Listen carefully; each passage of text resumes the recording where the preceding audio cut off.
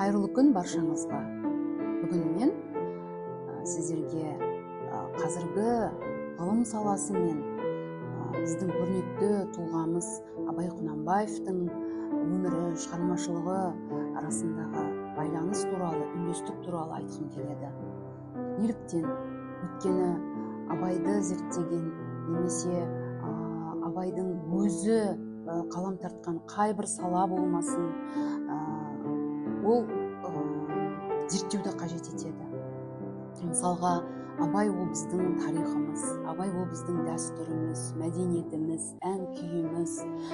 Абай айналып келгенде тек қана қазақ филологиясы, яғни тіл білімі мен қазақ әдебиеті ғана емес, жалпы осы ғылымға қызыққан адам Абайға үңілсе, Абайды оқыса, оның зерттеу жұмысы үлкен мәнге, мағынаға ие болады деп ойлаймын.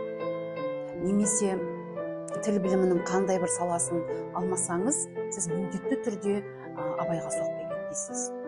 Мысалға, мен 2021 жылы Қазақ ұлттық университетіне оқуға түскенімде шетел филологиясы бағдарламасы бойынша менің тақырыбым қазақ және ағылшын тілдеріндегі қаратпа сөздердің лингвомәдени ерекшеліктері деген тақырып болды. Міне сол диссертациямның тақырыбы аясында маған мақала жазу керек болды. Сол кезде мен Абайдың шығармаларындағы қаратпа сөздер деген тақырыппен көлемді мақаламды жаздым. Мысалға, республикалық Массагет сайтында мен өзімнің жеке блогым бар. Осы блогымда мен өзімді ойландырған мәселелер болсын, жазу керек жазбаларым болсын, жариялап тұрам. Мен соның ішінде осы Абай шығармаларындағы қаратпа сөздер атты мақаламды жарияладым. Бір қызығы, басқа жазбаларыммен салыстырғанда бұл мақалам менде 2498 қаралым жиналған. Яғни ең көп қаралым жиналған менде осы мақала болды. Демек, Абай әлі күнге дейін өзекті, Абай тақырыбы көп зерттеуді қажет етеді.